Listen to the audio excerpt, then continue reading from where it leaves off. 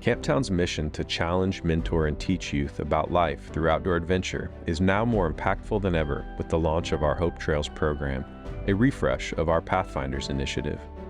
What sets HopeTrails apart is its focus on small, close-knit groups of young men, where impression turns to lasting impact. Our structured adventure programs help them develop critical skills in decision-making, relationship building, and personal growth, ending with an outdoor challenge where they put their learning into practice.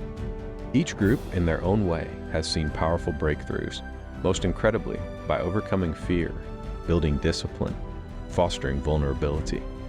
Pike students share their stories, and our Camptown mentors reflect the broader reach of HopeTrails in all three cohorts. I mean, at the beginning of the trip, they didn't want to even do anything. There was one kid in particular that didn't know how to swim. When we had a rafting trip, he didn't even want to get into the water. He didn't want to get into the raft at all. He was wearing his jeans that morning because he was like, made it very clear, I'm not getting in the water. But by the end of the trip, he was jumping off a 12-foot rock. I would go on walks in the park, but not like hiking, rafting, sleeping in a tent, like eating like food from like a campfire, stuff like that. The tent was really good. It was the first thing I learned how to do from being at Camptown, because I didn't really know how to build a tent. Our student body lives in a space to where it can become a bubble, if you will. There's an Eagle Creek Park that is close and near most of these young men's homes. Not experienced in that area though. What is hiking? What is spending time in local water that is not a pool, if you will? I would say 85 to 90% did not have that experience outside of that bubble. It blew their minds. So team building activities, which include trust activities, communication-based activities, different various tasks that we give them that are meant to be a little challenging, a little bit frustrating. So it preps them for more challenging tasks when they're out in nature and they don't have access to a lot of the things they have when they're not. One of the young men literally found a frog. And you could see where his first instinct was just like, kind of like, oh, and then he kind of was like, wait a minute. And he kind of slowed down, was like, wow, and then kind of spoke in regards to like, I know I can't take it with me. I know that and I have to respect the fact that, this is where they live. Once he put the frog back down, was he actually prepared a place for the frog? Like, okay, I know he has to be here and and is he going to be able to make it to the water? So it was more in depth, his thought process in regards to ensuring that it was returned back, but also that it was actually going to make its way back to where, the frog may have needed to be. So that was something that was really unique to myself. Like this group of young men, they have their challenges. They have their anger issues, your oppositional defiant things. They have stuff going on at home. They're in a mentoring program for a reason, yes? And so one of the agreements we had is we have to care how the other person feels, right? Because if we trigger that person, he might trigger someone else, who might trigger someone else, and it's disrespectful and it doesn't honor them if we just blow through that, right? And so one of our agreements was, hey, pause long enough to see how they react. And to our surprise, they were really good at doing that. We're so proud of them because, of course, when boys are together, there's going to be banter. There's going to be mama jokes. There's going to be some teasing involved. And you could tell when folks' temperature was rising and they were really good at saying to one another, hey, leave him alone. All right, come on, man. You could tell he don't like chill out. And it was awesome to see. Sometimes a lot of kids and a lot of men in particular see fear as weakness and fear as bad. But really it's okay to be afraid. It's okay to be scared. And that was one thing that Buana tried to harp on, and we tried to harp on as well, is it's okay to be scared. It's okay to be upset. It's okay to have these feelings, to be a little nervous, and it's okay to share those things.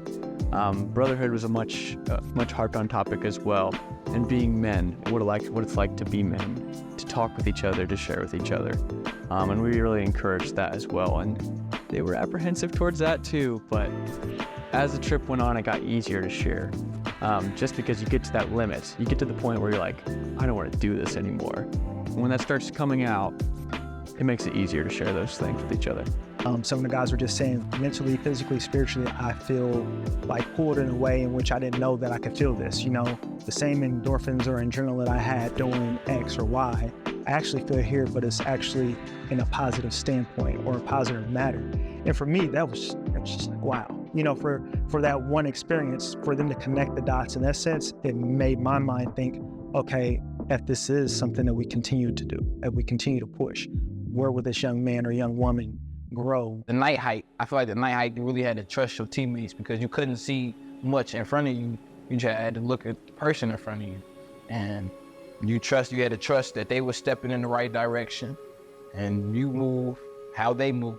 Well, at least on the kayaking, it was one of those things where like we had to paddle on one accord. Like white had to paddle, left had to paddle. We had to paddle at the same time. So we were like coming up with sayings like, we would say this, paddle, paddle, paddle, paddle. And then the dude in the back, he'd give a direction, he'll say stop, we'll stop. He'll be like paddle, paddle, he'll be like 3 left, 3 right. So it was just a communication thing. And then once we got that down, you know, it was just fun. You know, we were going through the different rapids and all of that, and we were just having fun, you know. It made us leave our phones, and I think a good reason to not have them was bonding and coming closer with our teammates and our brothers, able to talk to each other about certain situations and conversating and having deep conversations about things that go on in life and what troubles you have or may not have. So I talked with some of them as we were walking down the road to get to the trailhead. Some of them were like really concerned. What are we going to do if we see a bear? What are we going to do if we see a snake? And there was palatable discomfort, even fear. A lot of them were afraid, and that just kind of magnifies. But when they were on the trail and they were just communicating to each other, it's kind of like they carry each other's fear. And I pointed out to them, you guys tonight, you communicated to each other. You won tonight. You conquered the fears. You celebrated. And there was just this incredible air of celebration. And it was fantastic. It was just really a lot of fun. To me, that's why you need to be involved in Camptown. Volunteer, donate, whatever you can do, you need to be involved with this because it is a phenomenal journey and experience. The work that Camptown is doing is extraordinary. To have an organization that takes young people who have been sheltered in much the same way most folks in urban environments are, and give them an opportunity to expose themselves to conditions they're not used to environments they're not used to exertion that they're not used to, is life-changing. Choosing to walk alongside Camptown and to sponsor Camptown is actually choosing to walk alongside the young people they serve. And I hope you'll do that. Your help allows us to continue building into these kids' lives, building them into the men that can then pour out into our community. Thank you.